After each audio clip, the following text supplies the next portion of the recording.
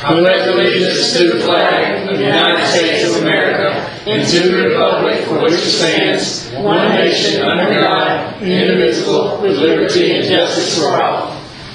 Alright, you can have a seat. Alright, roll call, Ms. Manning, please. Mayor Frazier. Here. Councilman King. Absent. Councilwoman Fleming. Here. Councilman Kuhn. Here. Councilman Florence. Here. Town clerk here. Town attorney. Here. Good. Item 1 is addition, deletion, changes, and approval of agenda. I have one addition. Okay. Number 7. Community Center deposits. Community Center. Okay. So there's a motion to approve agenda. Make a motion to approve the agenda with number 7, item A, community center deposits. Second. Good. All in favor of approving the agenda, say aye. Aye. All opposed, say nay. Okay. All right. Item number 2 is meeting minutes approval for March 15th, 2024. Just need a motion to I approve. make a motion to approve the minutes from March 15th, 2024. Ms. Mary, second. So all in favor of approving minutes from March 15th, 2024, say aye. Aye. All opposed, say nay. Okay. Item number 3 would be public participation. And is this on the one? This is the one where they're talking about just the agenda That's items? the only one I got. Okay. So we have one person, Ms. Maureen Thomas, please. Thank you. With permission, I'd like to also address the public who are here, just as about the risk factors of child abuse that I sent you in the email. Is that all right? Yes. Okay, so item number 4 under number 3 is the mayor is going to proclaim April as Child Abuse Awareness Month in Fort White. This is something that I had asked at the previous meeting that it be done, and I asked on behalf of the Guardian Ad Litem program of North Florida. And so I'd like to just share some risk factors of child abuse, just different factors that if we're active as a community and paying attention to, that you can notice to prevent child abuse in our community. So the first one that I'd like to present is child-related factors. So the age of the child is a big factor. 50% of abused children are younger than age 3.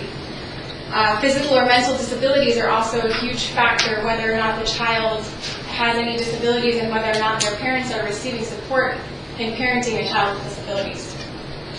Premature birth or illness at birth puts a financial stress or can create an inability to bond, a parental feeling of inadequacy. Those are risk factors to abuse. Unwanted children, like children who remind their parents of the absent partner or spouse, can be risk factors.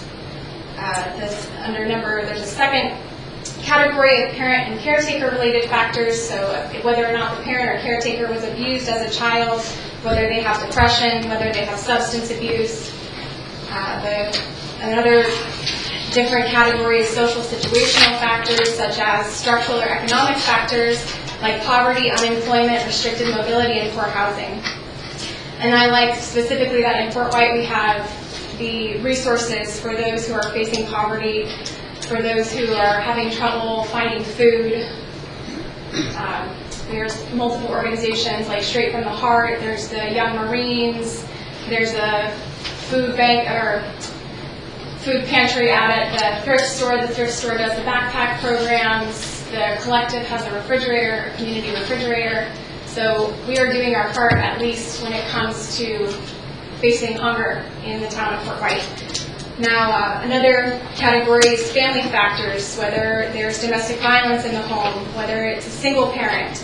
Single parents are highly represented in abuse and neglect cases with lower economic status, and they're disadvantaged in trying to perform the functions of two parents. Adolescent parents, so those who had disrupted developmental growth of their own, are more likely or pose a risk factor for abuse.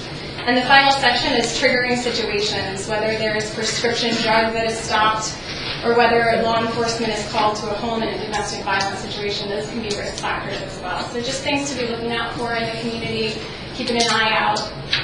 and neighbors helping neighbors is the best way to prevent child abuse in our town. Thank you. Thank you. Get on. Gracious.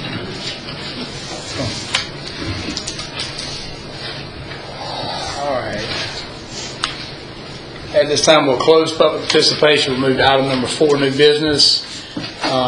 Is Mark Rogers Yes. here? Okay. Mark, if you would come forward, I guess. This is on the inspections of the Ford, right? Yes. Mr. Rogers is from Highmark Inspections. Okay. And we had engaged his firm to do the very thorough inspection of the fort over there that we were talking with the Columbia County School Board about, us taking it over in June when they are finished with it. And so the board approved Mr. Rogers to do a thorough inspection, and he's here to go over that report and to be available for any questions that you may have. Okay. Okay. So I brought a summary of the report. I don't know if you want me to go through this and get into the weeds, not get into the weeds, right? Or if you reviewed the report and you have any specific questions that you'd like to ask me. I do the roof. Yeah, I was just fixing to say that was my major, because The number one topic. I know when we got your report, and Ms. Connie was looking at it, we thought it was asphalt. And I was like, Yeah. So I inspected the roof with both a camera pole and a drone, and then I got up on the top. Could only get so far. There is a lot of surface rust on that roof. It looks like it's in decent shape. I did find evidence of leaking in at least one area in this same floor as the mechanical room, off on the west side. There was no water present at the time, but there was some decayed wood there where you can see. And actually, there was a temporary support put in there, so they must be aware that there has been an ongoing issue there. But the lumber above it was starting to decay, so they're going to need to have some structural work done in that location. On the very top of the roof, you've got modified bitumen at the top, which is a rolled roofing stuff. It is starting to decay and come apart. It's got something called alligatoring, where that just starts to crack. spreading, Yeah. And so, I mean, it's good now, but it's on its way out. So that's the rubber. Yes. Yeah. Rubber. PTO rubber. Yeah. Is that this picture here that looks like the Yes, asphalt that yes. we, yeah. Yes. Okay. So I would think that you'd probably want to get a commercial roofing company over there, and maybe they'll tie off and go around the outer edge and really give you a solid. But I think, in essence, I think that the roof's maybe got somewhere between 3 and 5 years before you're going to see more leaking and stuff. And then the air handlers themselves as well? So the air handlers, they're all 30 years old, right? Their expected life is about 20 years. I had one of the guys from the county, one of the mechanical guys, come over and walk through it with me so he can kind of explain to me what everything was. And they've basically been just keeping those things running, looking in the aftermarket for parts. They all have the old refrigerant. They've got 2 air exchangers up there that don't function at all. But they've been able to keep them running over time. Yeah. But they don't have much life left. I mean, I would not move forward with any big plans without thinking about replacing all of that. And how many are there? I don't have the schedule with me. It's in the schedule. I believe about 12 units. Holy cow. Yeah, there's one for each room. So I talked to Connie about this and I wanted to, And then you guys, did you get a chance to look at the termite inspector's report? I believe he found drywood termites, subterranean termites, evidence of powder post beetles. Yeah, I had talked to him a little bit about that today, and in order to treat that, you have to get somebody very, very small, because that crawl space is very, very tight. And they would have to go around all of those posts and inject down into the ground. You're going to have to trench around the outside of the building. and inject chemical there, and then tint the entire building. I asked him what that might look like, and he thought it's somewhere in the neighborhood of 30,000+ to treat that. Just to treat it? And if they can't adequately get to each post underneath, they wouldn't be able to guarantee it.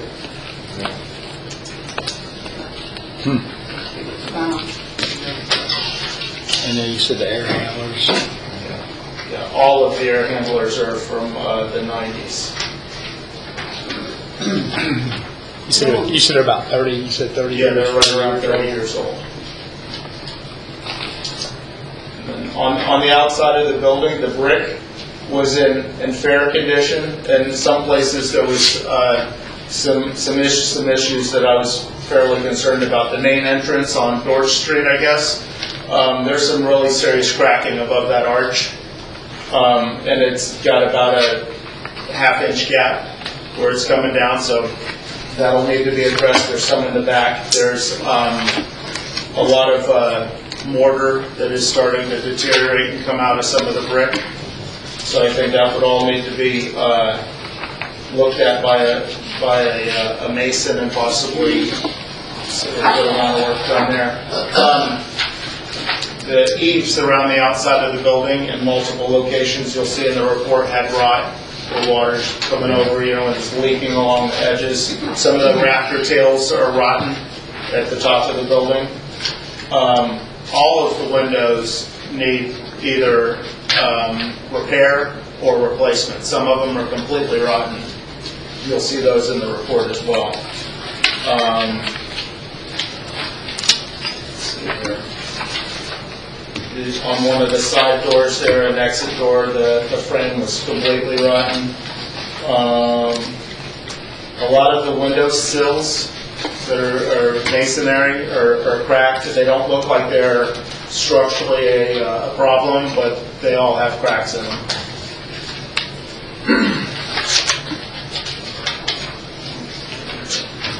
Got some loose tiles on the front entrance. The side steps were excessively sloped. I don't know if it seems like they've settled over time a little bit. And again, I don't know how much of this would stay and what the construction plans look like. Some of this may be irrelevant if, parts of the building are going to be removed. We had some loose sinks in the bathrooms. It wasn't anything serious about that, but they're loose. That's something that needs to be tightened up. There was several junction boxes where electrical connections are made, mainly low voltage, not high voltage. The wires are just spilled out. That's a safety concern, and you could just short out equipment like that fairly easily. There were some lights that weren't working on the inside and the outside of the building, but the lights that weren't working in the back of the building are where the construction is, so I don't know if they were just, turned off because of the construction, if they were disconnected. Found some outlets that were had debris stuck in them over the years, so you'll have to replace half a dozen or so outlets. There were outlets outside that were ungrounded. There's at least one that was dangling that needs to be resecured.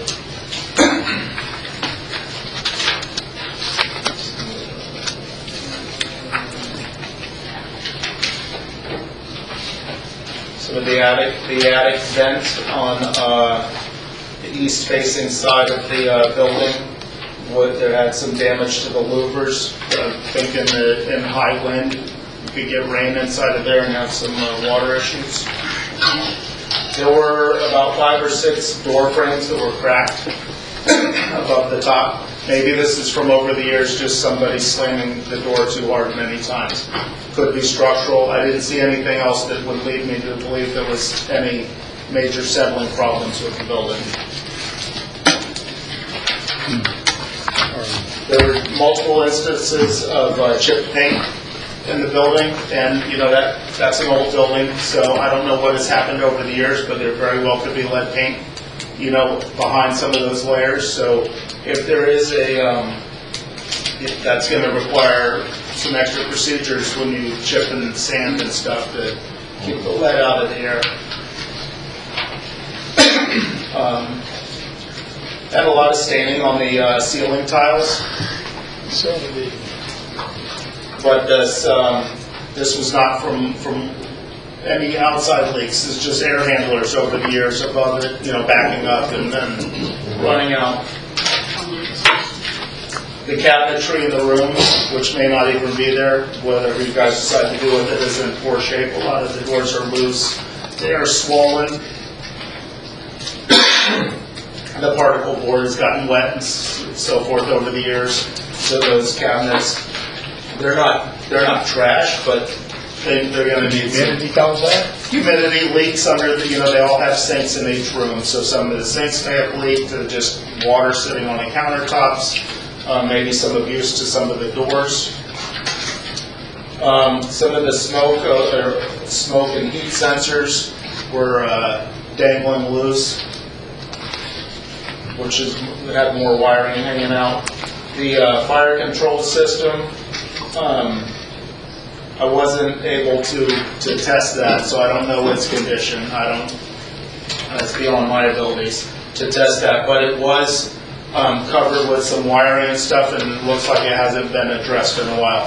The elevator seemed adequate and fine. I ain't getting on the elevator. You just described. I went up and down it several times. I was in the mechanical room. It was clean in the mechanical room. The inspection sticker inside the elevator was up to date, so that was good. You guys have any questions for me? I kind of just went through the summary of some of the highlights. You answered both of All right, well, we appreciate your time. I don't think there's no other questions. I was hoping for a lot better report than that, but obviously that building's not been taken very well care of. The termite part of their report, was that in the main report? No, that was from the termite. Because I never got that. You never got that? Okay, it might have been emailed when you were on vacation. I checked and I haven't seen it, so. Yeah, I didn't have that whole of it either, so. Yeah. I'll make sure you get that. Okay. And then, okay, well, I'm available by phone or whatever if you guys want to go through this in more detail. We appreciate you coming tonight, so yes, sir. Thank you. Thank you for your guys. time. All right. So we'll put that on the next agenda, Ms. Connie, I guess, to talk about. Yep. Sure. Yeah, because I wasn't to make some decisions on that. We'll get back to the school board. All right, we'll go ahead and move to item number 2, public meeting, first reading ordinance 2024-01, text amendment of section 3.09.30 of the Land Development Code. An ordinance of the Town of Fort White, amending the Town of Fort White Land Development Code as amended pursuant to an application LDC 2401 by the Fort White Town Council relating to an amendment to the text of the Land Development Code, providing for amending section 3.09.30 titled Mobile Food Vendors, amending ordinance 2021-221 in its entirety, providing severability, repealing all ordinance in conflict, and providing an effective date. This is the first reading, so it's a public meeting. So. Right. You have any questions? I've got some questions on some of the wording in here. All right. It says the very first one, the last sentence, B1, very last sentence, located the same lot or parcel of such principal. Does that include the parcel beside it that they've got leased? Say that again now. Number one, Same lot, okay. will that include the other parcel they have? He's talking what the definition of accessory is. Right. Shall mean clearly incidental or subordinate to and customary in connection with the principal building or use on a developed site and which is located on the same lot or parcel with such principal building or use.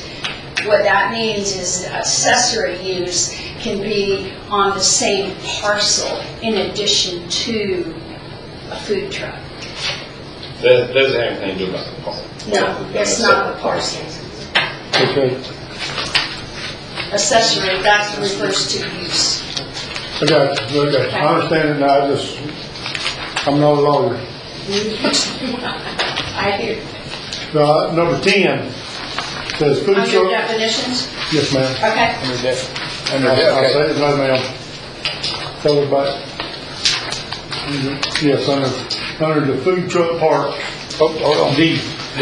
D, D10. 10. D10. Yeah. Okay. Food truck park shall provide 2 off-street parking spaces per food truck pad. Correct. What do you mean by off-street parking spaces? That means on site, on their site. They'd have to provide 2 parking spaces per On food their truck. property, On not the city property. property, That's not correct. state property. That's correct. So besides the city parking lot, they would have to provide parking. Yeah, now remember, On this their isn't for property. one particular food truck park. This This is for everything. generality. I understand, Okay. but I'm trying to, And then, and we had said before that we were working on the on-street parking. But for, like, say if somebody goes out here and gets 5 acres and they want to have a food truck park, then they would have to have the required parking on I've got that property. and you're saying 2 per food 2 truck. per food truck, that's correct. And then 14B. B.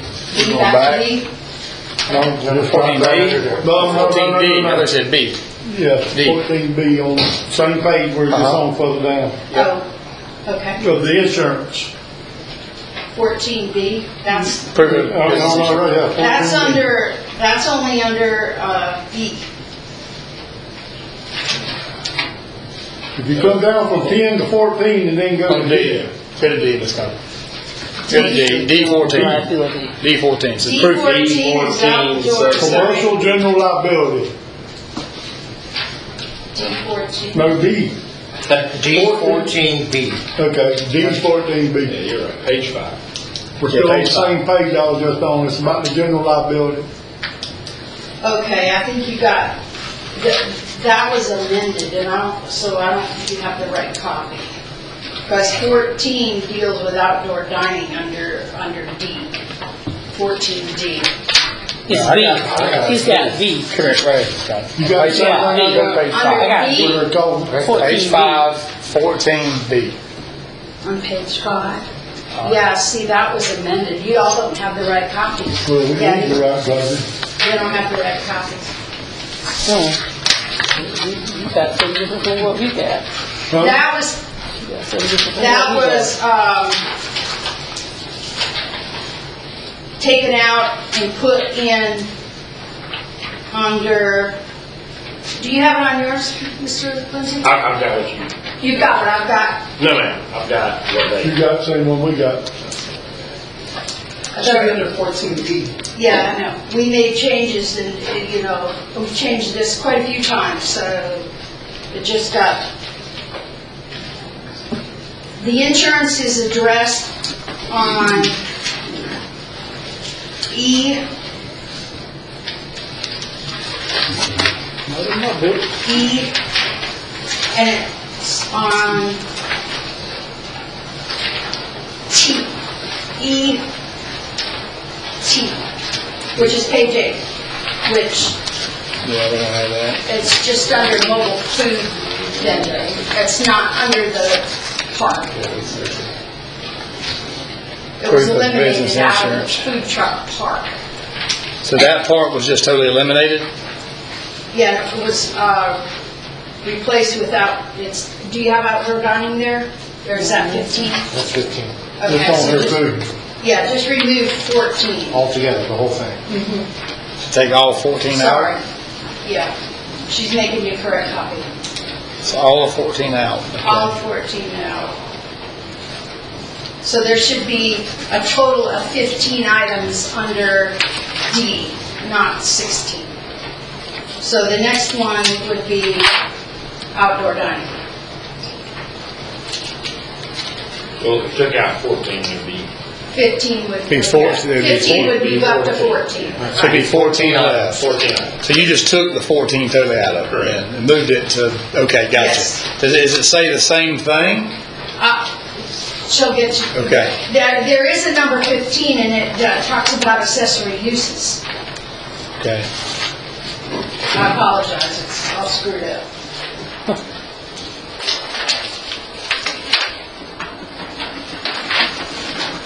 Did you have another question besides that one? Mm-hmm. Okay, go ahead, move to that one. Move that one, we'll come back to this. Yeah, we'll bring it back to you.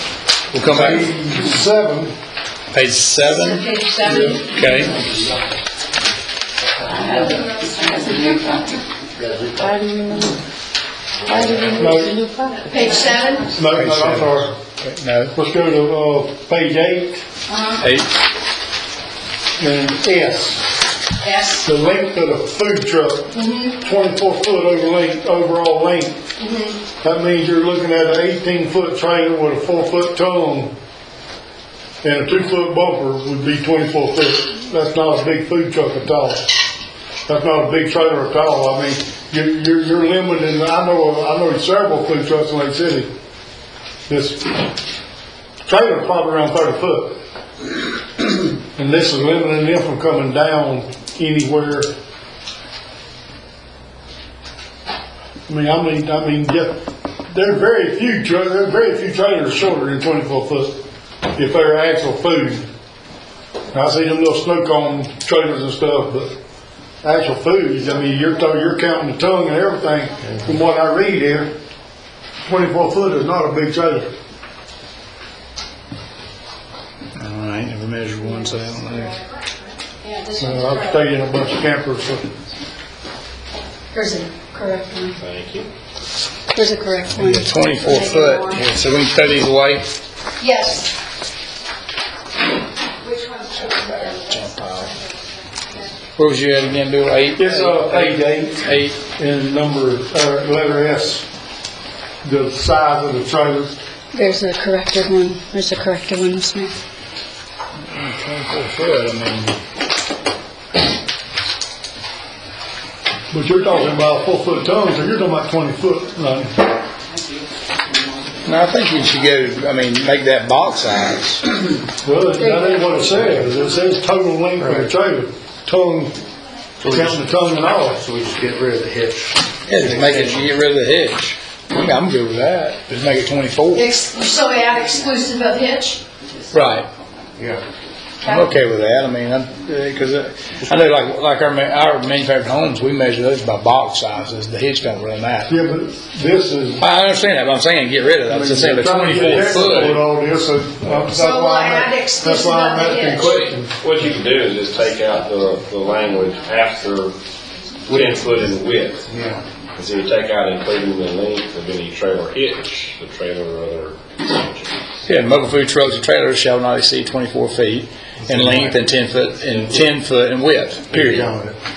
Right. Yeah. I'm good with that. Can make that change? Okay. So now is T now the one you're talking about, the T is insurance? the insurance, yes. That's for mobile food vendors. That does not apply to the park. Right, Yes. that's right, that's a food truck, or the vendor, Mobile whatever food you wanna call vendor, it. yes. Okay, you're saying they gotta have $1 million? And Fort White don't carry $1 million? This is the ones that are on other properties. They're not on privately owned property. They're on property. Yeah, I understand that, but like if they went to Mr. Ford and said, I wanna put my truck on your property, he got to have $1 million worth of liability insurance? Yes, we required that when they did an event at D Square. We required the school to have that just for having a pickup over there. Yeah. That's pretty normal though. And how much does Fort White carry liability? Yes, we The did. city, how much do they carry? I'd have to look it up. I don't know. I think just a few meetings ago, we said something like 300,000. No, that's the. No, that's That's not the liability? No, that's the sovereign immunity limit. Okay. School, towns, cities, counties, school boards, all That's what operate that is? under a Florida statute that says you can only be held to $300,000 in damages. But routinely, almost all municipalities, et cetera, carry insurance policies way far in excess of that. Right. Okay, so do you want to go back to page 5 now, where since you have the corrected copy? Look at your corrected copy, if you would. Yeah, I see what you're saying. So accessory uses may be permitted. 14 is your outdoor dining, and 15 is your accessory uses. Gotcha, okay. That's the only question I got.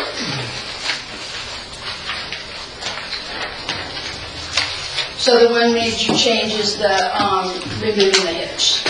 Yeah, I'm okay with that. I mean, what was that I get? Did I mark it on this Okay. new one? Hold on a second. Yeah, I marked it on the new one. So basically, just take that last little sentence out. Yeah, I will. Just end it with 10. Right. Okay. Okay. So, any questions, Ms. Mary? We need a motion to move it to the second reading Yeah. with the correction. Sewer funds, liable food trucks, that's sewer part. And the food truck part should provide simple system, that's right. Prison ingress, okay, good. All right, so we need a motion to move to second What are reading. we approving? What we're No, doing, we gotta do it as a second reading. Just got a motion, you make a motion to approve with the, To move to or the to second move to reading. the, not for approve. the second reading, that's where you have the public hearing. and With public changes, input, et cetera, and with all the that. changes. Okay, so I'll make a motion to move the ordinance 2024-01 to the second meeting with the corrections. 14. As amended. Yeah. That's right, it's all in there. Second it. Good. So, no more discussion. All in favor of approving ordinance 2024-01 with the changes, say aye. Aye.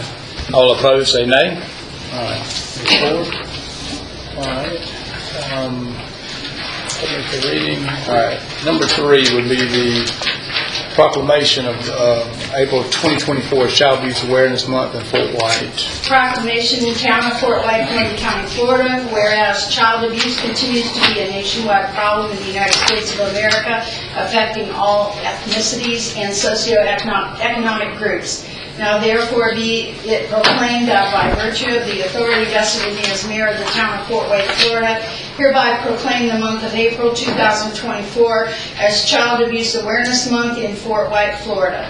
Proclaimed by the town council of the town of Fort White, Florida on the 15th day of April 2024. I just signed my copy. Thank you. There you go, there's that.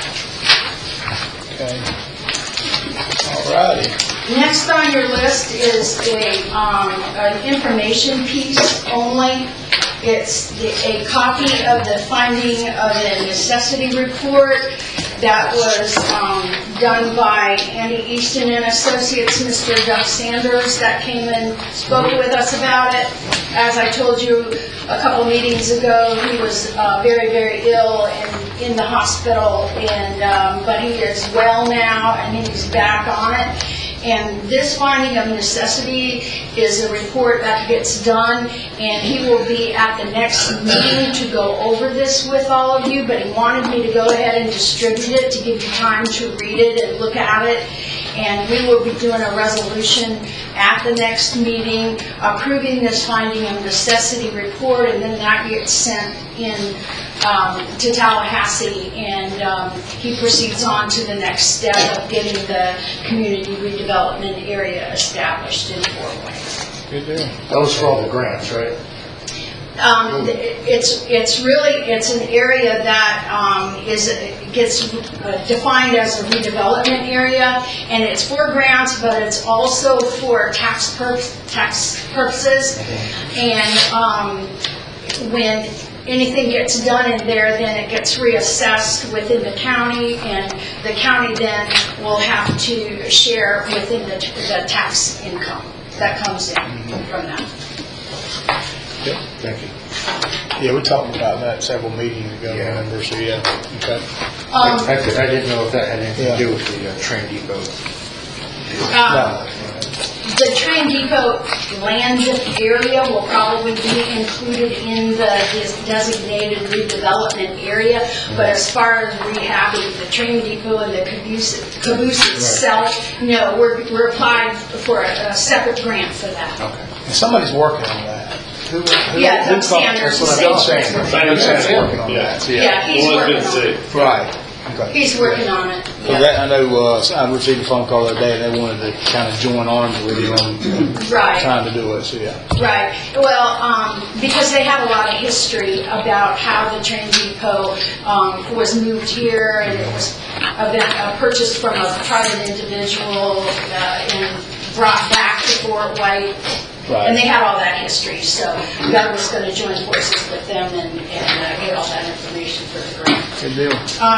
The next thing, number 5, is approval of the fiscal year 24-25 trim and budget calendar. This calendar was sent to us by Neighbors in Giblin, who is handling the assessment for us of the ad valorem taxes. And Lindsay and I had a Zoom meeting today with Heather Espinoza, who is the attorney for them that is handling it for us. She's also the attorney that has done our garbage assessment in the past. So this is just a information thing, and we need to agree to this calendar. There are some vacant dates in here because we are like third man on the totem pole. The school board gets to schedule their hearings first, then the county has theirs, and then we have ours after those two. So she's going to get with the school board and the county and find out when they have their budget hearings scheduled for, and then we will have to schedule ours. So this just kind of gives you an idea of what all is involved to get the ball rolling and get things in place. Okay. You want to add? Nope, that's it. I mean, it's just, what that would do, it sets out, there's a couple of extra meetings we'll have to have, and some of them we don't know exactly when yet, because we have to get those dates from the county and the school board. But it's just the process to go through to set up the other. So I need a motion for y'all to approve this tentative calendar. Make a motion to approve the FY 24-25 trim and budget calendar. Second. Jason seconded, so all in favor of approving the FY 24-25 trim and budget calendar, say aye. Aye. All opposed, say nay. All right. All right. And number 6, yep. This is resignation of Councilman Travis King, and he writes, "Please accept this letter as my resignation to the town council as of 3/22/24.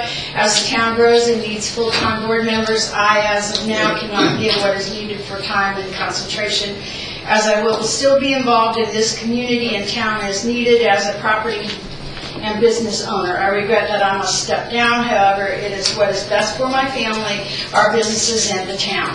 Sincerely, Travis King." So I need a motion to accept the resignation. I'll make the motion to accept Travis King's resignation. Second. Good, all in favor of accepting Mr. King's resignation, say aye. Also, he has moved out of Fort Right. White, so that was another reason that you have to be a resident of the town of Fort White. And just so the board knows that we have put an ad in the newspaper. It ran this past Saturday. It will run 2 more Saturdays with a deadline of May 3rd to accept resumes for the appointment for his replacement. Good deal, awesome. And I believe, he has, there's 2 years left on his term. That's appointed by the board, right? Yes, the town council. We have 60 days from the date of his resignation to fill the seat, and if not, then it goes to the governor. Okay. All right, good deal. And number 7, 7, I wanted to talk to the town council and request that we increase the community center deposit from 150 to 200. The reason for that is because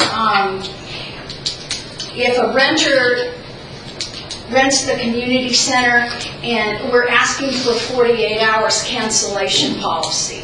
If they do not cancel within the 48 hours, then we're getting a lot more inquiries and rents from the community center.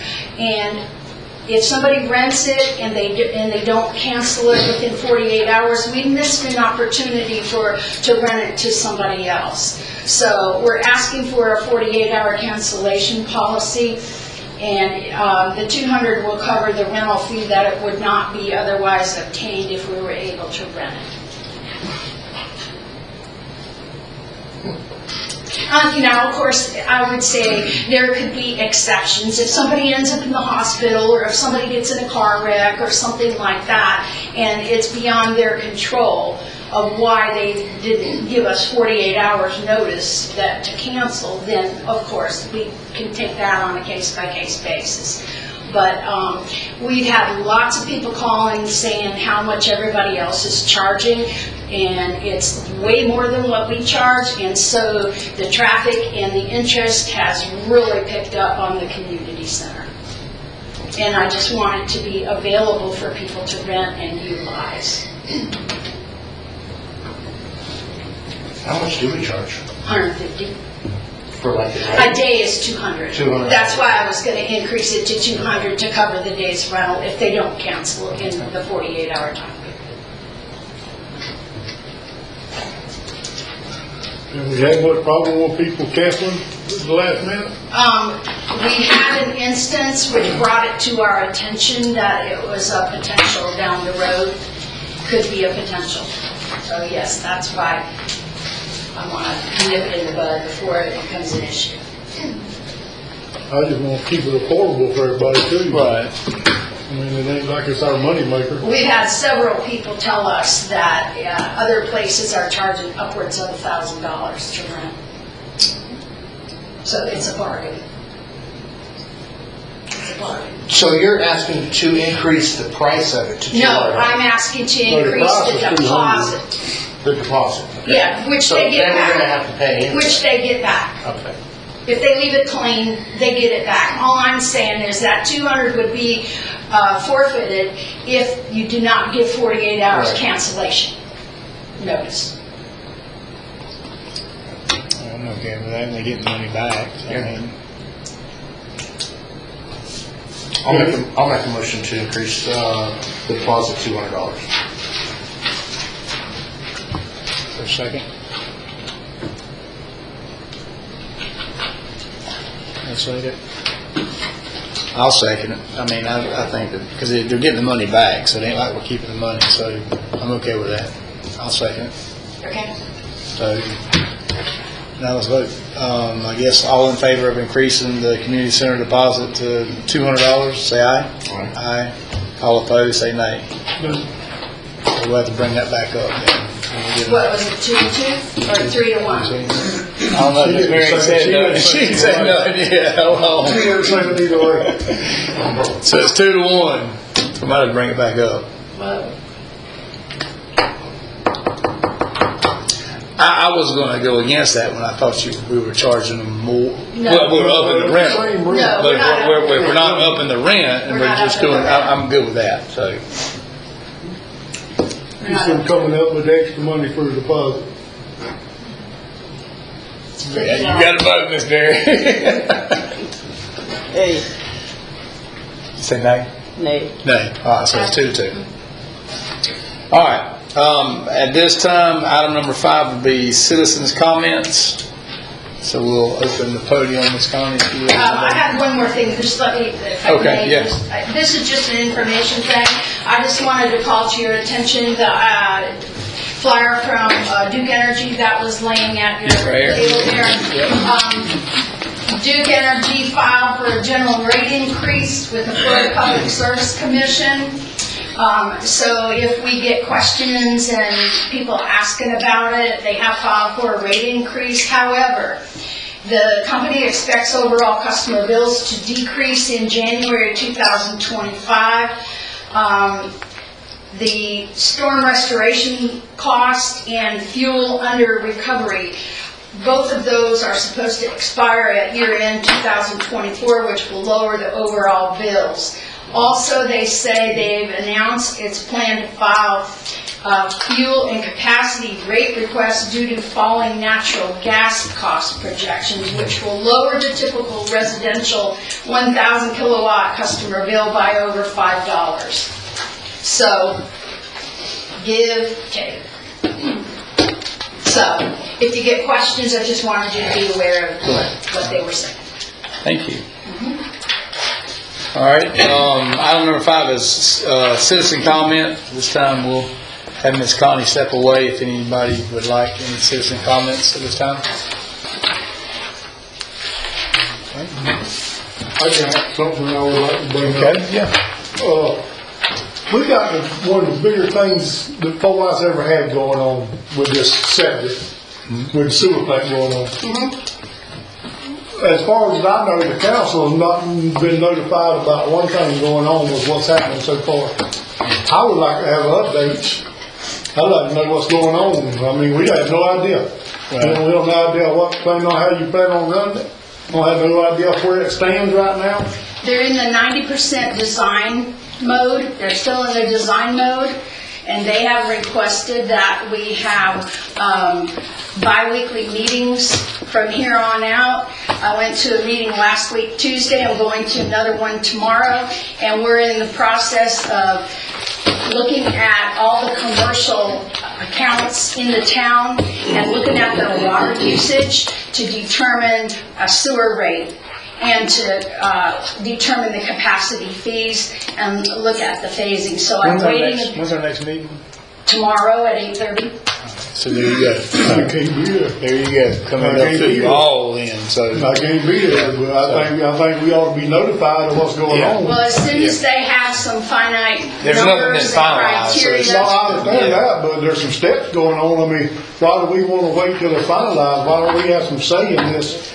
Because they're still in the design phase, and they don't have the criteria to set rates or do anything like that Well, yet. who's doing this? North Florida Professional Services is who Are we they the one hired. that sets the rates too? No, they're gonna make recommendations, They'll make and then the recommendations, we gotta town, bring that and back then the to town the board. council So, will yes. set the rates. So when it's time to bring it back before the board, we'll bring back a list of information and say, here's kind of where it's at. Do you want to change, you want to do this, you want to do that, you want, what, you like the rates, you like, I mean, so it'll all come up, so, yeah. I just haven't heard nothing about it. Yeah, they're still in the design phase. They're at 90%, so hopefully I'll get a better feel tomorrow of what they're gonna go forward with. Cool. Good deal. Can I get an update on where we're at with O&M for the county and Swanee County? What's that now? I said, can I give an update? Yeah, well, yeah, yes, sir, yeah, please, yeah. So, Swanee County and Swanee County have reached an agreement. It's gonna be on our agenda tomorrow night, for operation and maintenance of the utilities in Swanee County and Columbia County. Right now, the way it looks, Swanee County is going to appoint 2 commissioners to be on the board. Columbia County is going to appoint 2 commissioners to be on the board. And they're working on the key. I don't know if we're going to appoint it or it's going to be with somebody at large, like the director, this time. But I know there were some issues with Fort White, with O&M on the sewer plant. I just want to let y'all know that there is a utility out there, and if y'all show any interest in being part of it, y'all need to let us know. Okay, yeah, I appreciate that, so, yes, sir. Thank you. Do y'all have any idea right now how y'all going to deal with O&M on the sewer plant? That's another thing we gotta discuss when it haven't comes to that got that time. We're still kinda in the planning stage right now to bring back all the information to them. So we've been in several meetings with them up there, but really, there's nothing really to bring back yet. They keep, kinda just talking. So we ain't got nothing to do yet, so, yeah. I'm sure that's gonna be in the part of the process, we'll have to all decide once it gets to that point, so, but, yeah. I know something else that, since Mr. Ford brought up that, and we had not talked about it, did we ever decide, I know we talked about the water utility, but we need to put that on the agenda and either vote on it or don't vote on it. I had it on a month ago, 2 months ago, and we tabled it to get. That's right, so we need to know. So I can put it on. That utility is done. Is it okay? It's Okay. So you don't need to meet on that. Okay, so it's done. The only utility we have right now is the one in Swanee County, but, you know, It's not it's not limited to who can be a part of it. It's not called, is it called the Ishitani Water Authority? No, Okay. I think it's Swanee Valley Utility. Okay, all right, cool. All right, that's just on O&M is what that's on, the operation. Right now, it's just O&M. And y'all, anybody, when y'all doing that, y'all still own your facilities, still on the land, you don't give up? Not yet. The whole goal, we're working toward, is a utility that runs everything, owns everything. So basically, we're taking baby steps. First step is O&M. We're going to get a handle on the O&M because, see, we're in the first phases of utilities too. Swanee County's in the first phases, we're in the first phases. So right now, we're tackling the O&M. That's the biggest cost for the utilities, operation and maintenance. That's the big cost. But O&M also handle all the billing for all the utilities. But the final goal and what we're working toward, and hopefully we're there in a year or two, is one utility, basically that utility will own and operate and maintain all the utilities in Swanee and Columbia County. Excluding cities. Yeah. City of Lake City, City of Live Oak, City of Brantford has a utility. Yeah. So, but there's nothing to say they can't join at some point. Correct. Gotcha. It offers on the table. Gotcha, good deal. Cool, all right, good deal. Do they have an agreement drawn up that we could get a copy of? Yes, ma'am. Okay, just contact David or, Contact David. Yeah. okay, Yep, that'd be fine. okay. All right, item number 5, guys, I have still not done that. We're gonna close citizen comment, and then we'll move to item number 6, adjournment. So I just need a motion to adjourn. We covered everything, right? We're done? Okay, cool. So I just need a motion to adjourn. I'll make a motion to adjourn. Good, all in favor, say aye. All opposed, say nay. See y'all later.